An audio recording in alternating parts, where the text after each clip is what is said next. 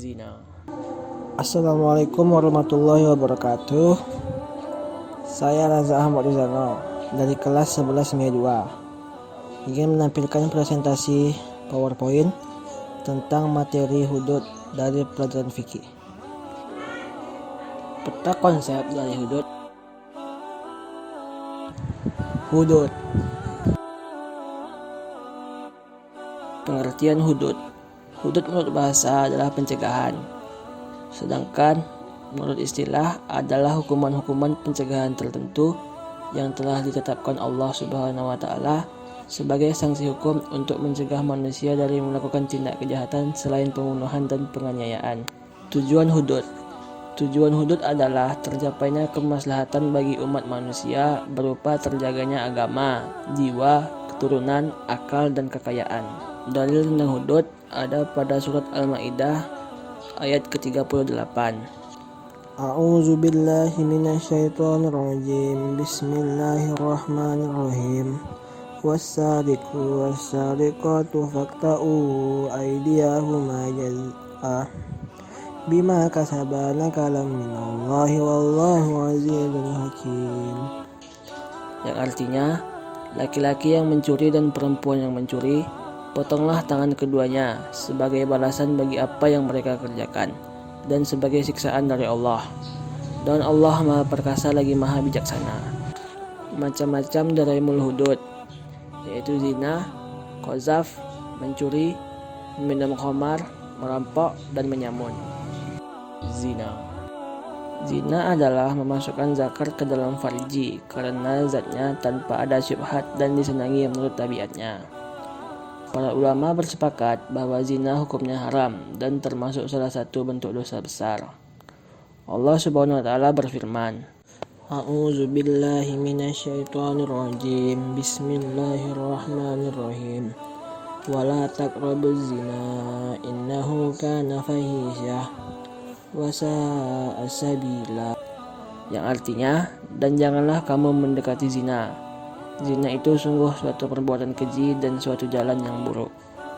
Dasar penetapan hukum zina yaitu adanya 4 orang saksi laki-laki yang adil.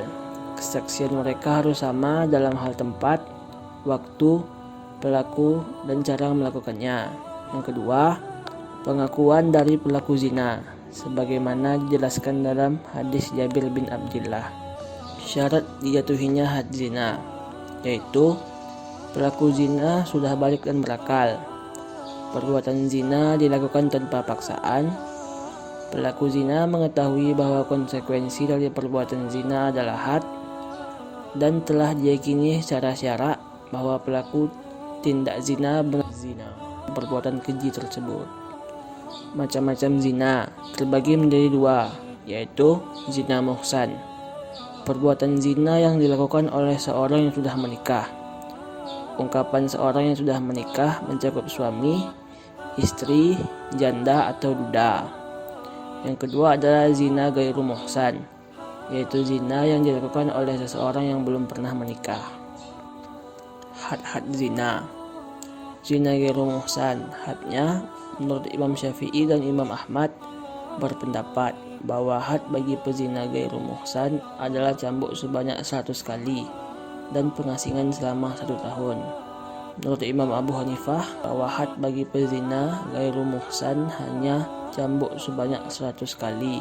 Sedangkan menurut Imam Malik dan Imam Auza'i, had bagi pezina laki-laki merdeka ghairu muhsan adalah cambukan sebanyak 100 kali dan pengasingan selama 1 tahun. Sedangkan untuk zina muhsan, hadnya yaitu rajam. Teknik penerapan hukuman rajam yaitu pelaku zina muhsan dilempari batu yang berukuran sedang hingga benar-benar mati. Hikmah diharamkannya zina.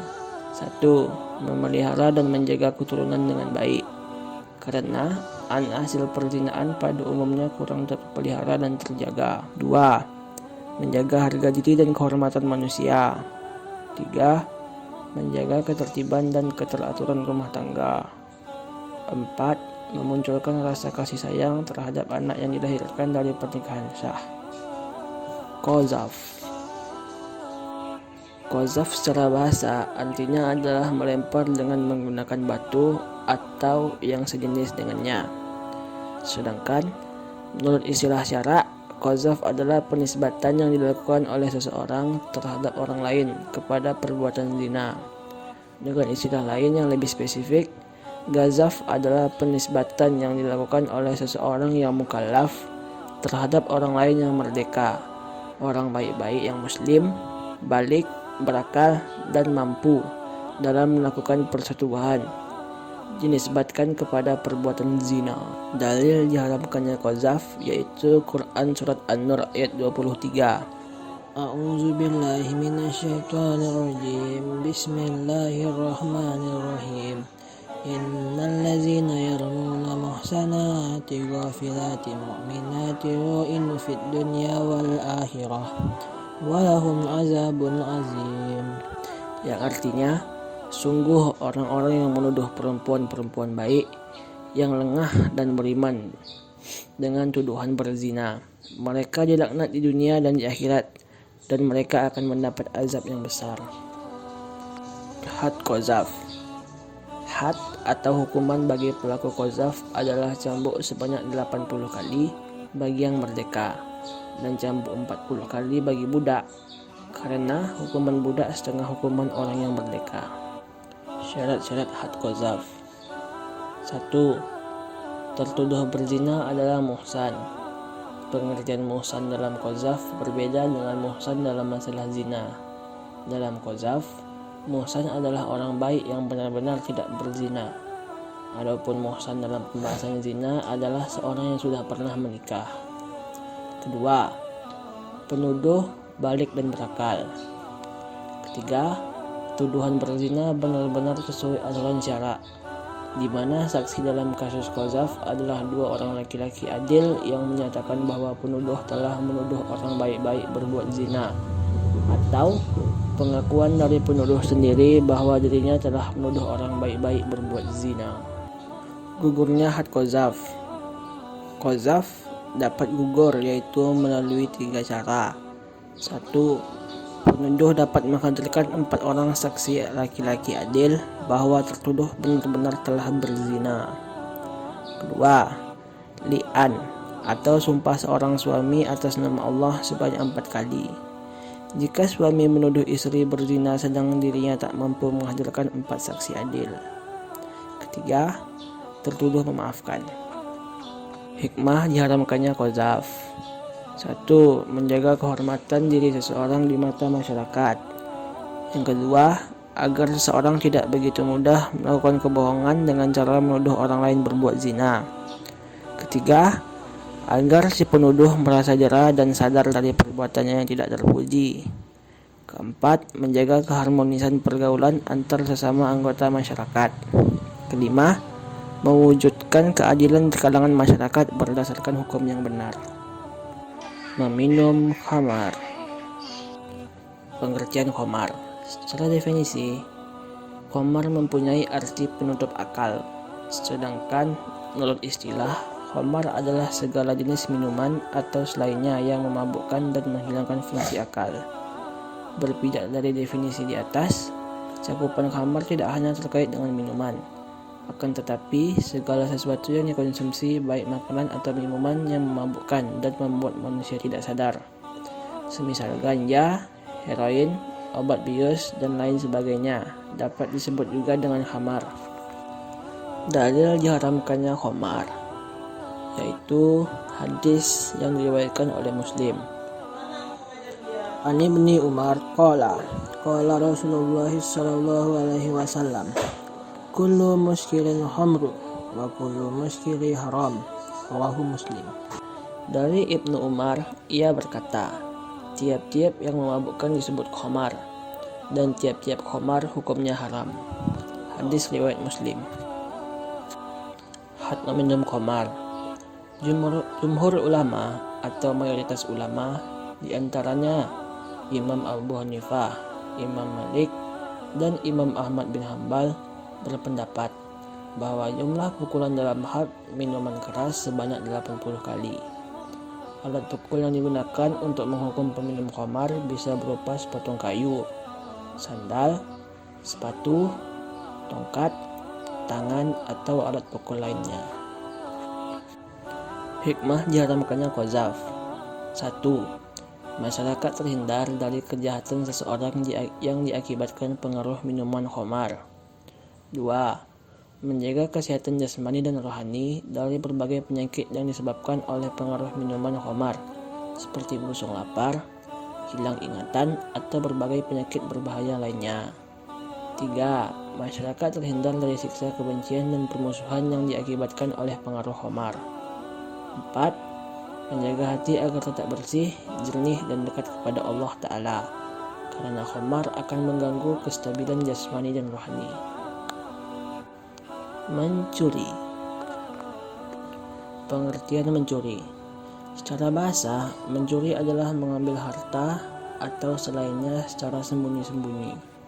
Sedangkan menurut istilah syara, mencuri adalah mengambil harta orang lain dari penyimpanannya yang semestinya secara diam-diam dan sembunyi-sembunyi. Pembuktian praktik mencuri. Pembuktian praktik mencuri terdiri dari 3 macam. 1. Kesaksian dari 2 orang saksi yang adil dan merdeka. 2. Pengakuan dari pelaku pencurian itu sendiri. Dan ketiga, sumpah dari orang yang menuduh. Had mencuri. Jika praktik pencurian telah memenuhi syarat-syarat sebagaimana dijelaskan, maka pelakunya wajib dikenakan had mencuri, yaitu potong tangan. Hikmah had bagi pencuri. 1.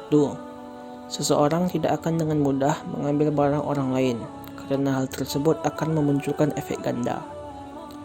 Kedua, seseorang akan memahami betapa hukum Islam benar-benar melindungi hak milik seseorang. 3. Menghindarkan manusia dari sikap malas. 4.